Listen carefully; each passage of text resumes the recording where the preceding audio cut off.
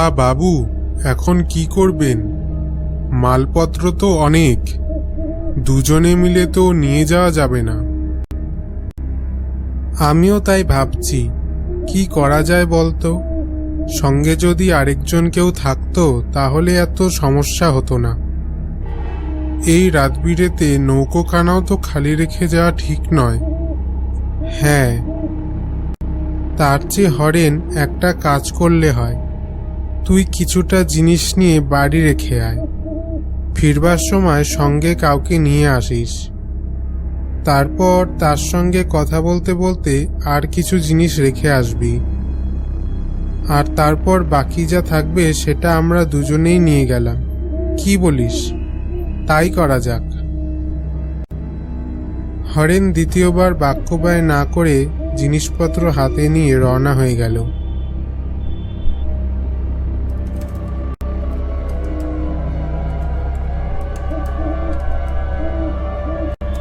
আর শোন, ফিরবার সময় সঙ্গে একটা মশাল বা হ্যারিকেন নিয়ে আসিস। জ্যোৎস্না যদিও আছে, তবুও সাথে একটা আলো থাকা ভালো। হরেন ধীরে ধীরে অন্ধকারে মিলিয়ে গেল। চারিদিকে নেমে এলো নির্জন নিস্তব্ধতা।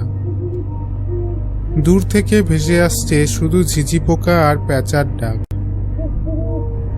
চারিদিকের পরিবেশ জ্যোৎস্নার চাদর জড়িয়ে ঘুমিয়ে আছে। বিশম্বরবাবু সামনে একটা পাথরের ওপর বসলেন। নিঃশব্দ রাত্রির এই শোভা দেখতে তার বড্ড ভালো লাগে। তিনি একজন ব্যবসায়ী। শহরে তার দুটো কাপড়ের দোকান আছে। বছরের বেশিরভাগ সময় গ্রামের বাইরে থাকলেও পুজোর সময় মাসখানেকের জন্য তিনি বাড়ি ফিরে আসেন।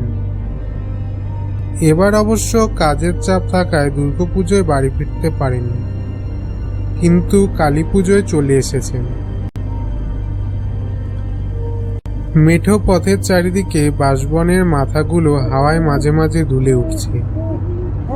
হঠাৎ খুব কাছ থেকে শিয়ালের ডাক ভেসে এলো। তিনি সচকিত হয়ে চারিদিকে তাকালেন।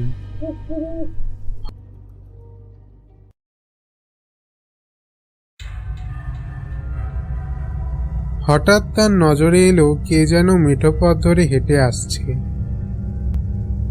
দূর থেকে আবছা অন্ধকারের মধ্যে প্রথমটায় তিনি ঠিক চিনতে পারেননি, কিন্তু বাঁশবনের ফাঁক দিয়ে পড়া আবছা চাঁদের আলোয় এক হাতে মাছ ধরার জাল আর আরেক হাতে ঝুড়ি দেখে লোকটিকে তার বুঝতে বাকি রইল না।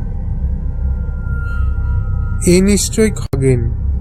খগেনের স্বভাব চরিত্র সবই কেমন যেন বিচিত্রময়। মাঝে মাঝে রাত করে সে বাঁশবনের পেছনে পুকুর ধারে বসে মাছ ধরে, তারপর ভোর রাতে বাড়ি ফেরে। তিন কুলে তার কেউ নেই। বিশম্বরবাবু আন্দাজে চিনতে পারলেও নিশ্চিত হওয়ার জন্য আবার জিজ্ঞাসা করলেন, কে রে ওখানে? খগেন নাকি? তিনি শুনতে পেলেন, আজ্ঞে কর্তা, আমি। কোথায় যাচ্ছিস এত রাত্রিরে? মাছ ধরতে বুঝি? আজ্ঞে। তিনি আবার জিজ্ঞাসা করলেন, তা কেমন আছিস? এবার তিনি স্পষ্ট শুনতে পেলেন, আজ্ঞে কর্তা, ভালোই আছি। খগেন তারপর কিছুক্ষণ সেখানে নীরবে দাঁড়িয়ে থেকে ধীরে ধীরে অন্ধকার বাঁশবনের পথে মিলিয়ে গেল।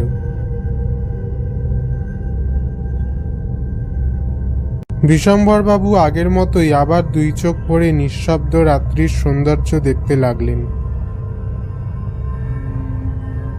এমন সময় হরেন ফিরে এলো। বিশম্বরবাবু জিজ্ঞাসা করলেন, কই রে, কাউকে আনিসনি সাথে? উত্তরে মাঝি জানালো, আজ্ঞে, নিতাই আসছে। নিমাই এসে পৌঁছতেই বিশম্বরবাবু বললেন, তুই তাহলে আর এক ক্ষেপ নিয়ে রেখে আয়, বাকিটা আমি আর নিমাই পরের বার নিয়ে যেতে পারবো।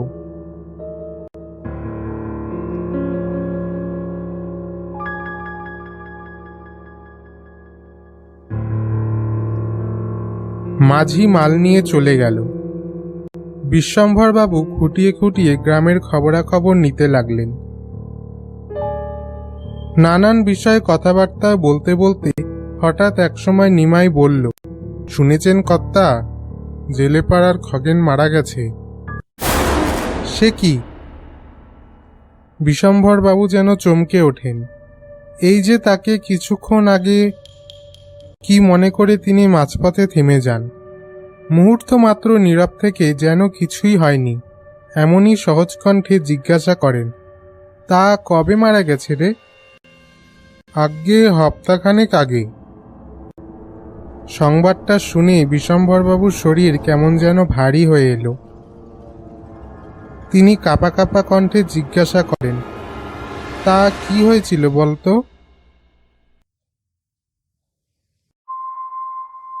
এরপর ক্ষণকাল থেমে নিমাই বলল, খগেনের অভ্যাসটা তো জানতেন কর্তা।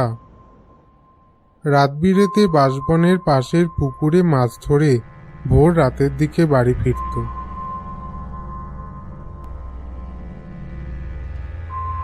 সেদিন সারাটা সকাল যায়, দুপুরও গড়িয়ে যায়, অথচ খগেনের ঘরের দরজা যেমন বন্ধ তেমনই বন্ধই পড়ে রইল। দেখতে দেখতে বিকেল গড়িয়ে গেল।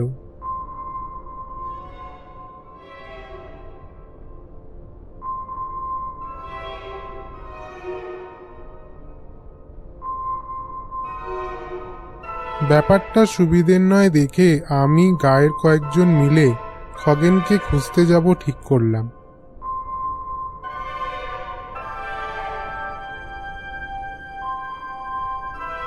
এমন সময় রতন ছুটে এসে বলল, সে খগেনকে বাঁশবনের পাশে পড়ে থাকতে দেখেছে। আমরা সবাই তার কথা শুনে ছুটে গেলাম। গিয়ে দেখলাম এক বিভৎস দৃশ্য। দেখলাম খগেনের সারা শরীরে বড় বড় আঁচড়ের দাগ, আর ঘাড়ের কাছে এক গভীর ক্ষতচিহ্ন, যেন সেখান থেকে কেউ মাংস খুবলে নিয়েছে। তার আশেপাশে মাছের কাঁটা পড়েছিল। আশ্চর্য ব্যাপার এটা যে আমরা খগেনের দেহটা যেখানে পাই তার কিছুটা দূরেই একটা তেঁতুল গাছ। লোকে বলে সেখানে নাকি এক ভয়ঙ্কর প্রেতের বাস। হয়তো সেই প্রেতের কবলে পড়েই বেচারা খগেন তার প্রাণটা হারাল।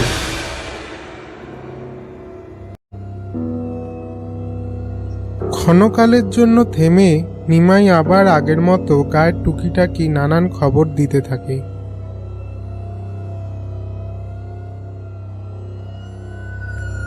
বিশ্বম্ভরবাবু নীরবে তার মুখের দিকে চেয়ে থাকেন। ইতিমধ্যে মাঝি আবার ফিরে আসে। বিশ্বম্ভরবাবু মাঝিকে টাকা মিটিয়ে দিয়ে রওনা হলেন।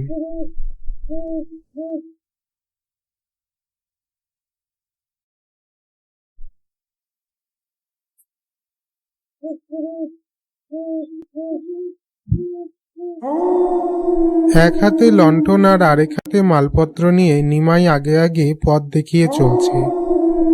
যেতে যেতে সে এটা ওটা নিয়ে কথাবার্তা চালিয়ে যায়। বিশ্বম্ভরবাবু মাঝে মাঝে তার কথায় সাড়া দিয়ে নীরবে হেঁটে চলেন। পথের দুধারে অনেকখানি জুড়ে শুধু ঘন বাঁশঝাড়। বাঁশঝাড়ের মাঝ দিয়ে এঁকে বেঁকে চলে গেছে সরু একফালি পথ। এই পথটি গিয়ে মিশেছে জেলেপাড়ার দিকে।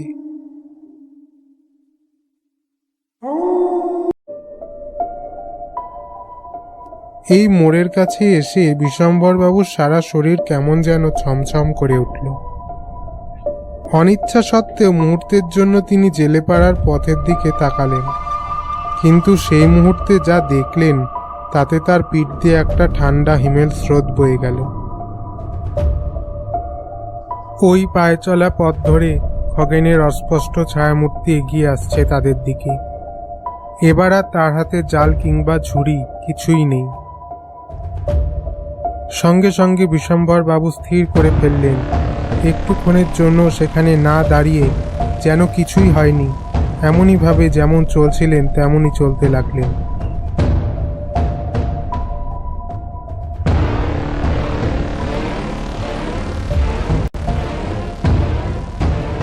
যেতে যেতে আর চোখে পেছনের দিকে একবার তাকালেন। দেখলেন খগেন ঠিক তার পেছন পেছন হেঁটে আসছে। ইতিমধ্যে নিমাই কিছুটা এগিয়ে গেছে।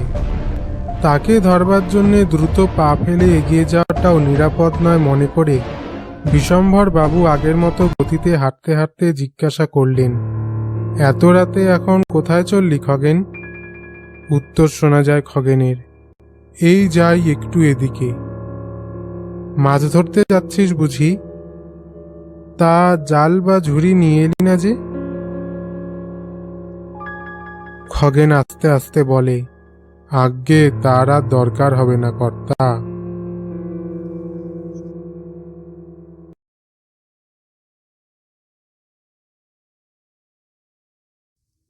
এমনই নানা অপ্রয়োজনীয় কথায় সময় কাটিয়ে বিশম্বরবাবু এগিয়ে চলেন। হঠাৎ কেমন যেন তার সন্দেহ হয়। ঘাড় ঘুরিয়ে মুহূর্তের জন্য চেয়ে দেখেন খগেন ঠিক তার গা ঘেঁষে পেছন পেছন হেঁটে আসছে। তার পা আর চলে না, সারা শরীর হিম হয়ে আসতে থাকে। তবুও বুকে যথাসম্ভব সাহস সঞ্চয় করে একসময় তিনি পথের শেষে এসে পৌঁছলেন। এখান থেকে যে পথটি বাঁদিকে গেছে সেটা ধরে কিছুটা গেলেই তার বাড়ি। তিনি বাঁকের মুখে এসে একটু দাঁড়ালেন, বললেন, তাহলে তুই যা খগেন, আমি এবার চলি।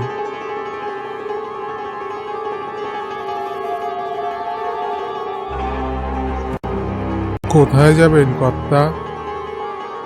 বলতে বলতে হঠাৎ খগেন তার সামনে এসে দাঁড়ালো। আমার সাথে চলুন, আসুন এদিকে।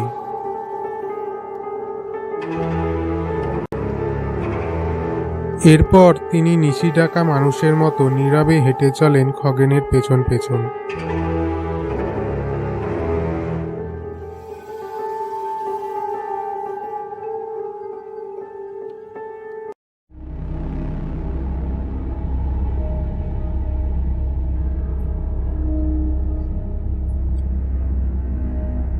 বাবু, ওদিকে যাবেন না, চলে আসুন।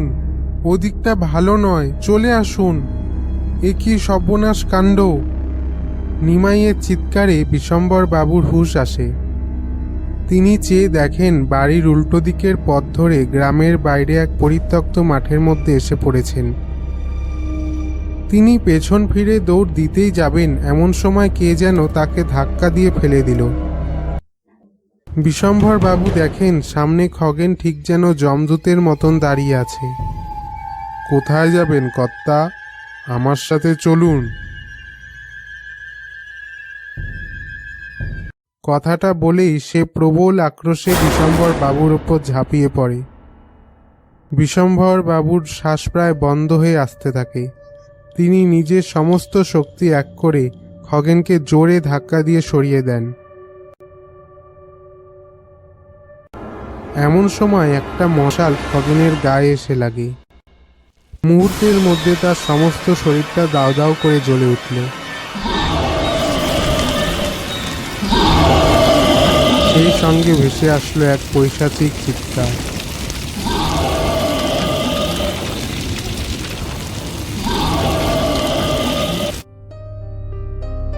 সেখানে আর না দাঁড়িয়ে তারা সঙ্গে সঙ্গে গ্রামের দিকে দৌড় দিলেন।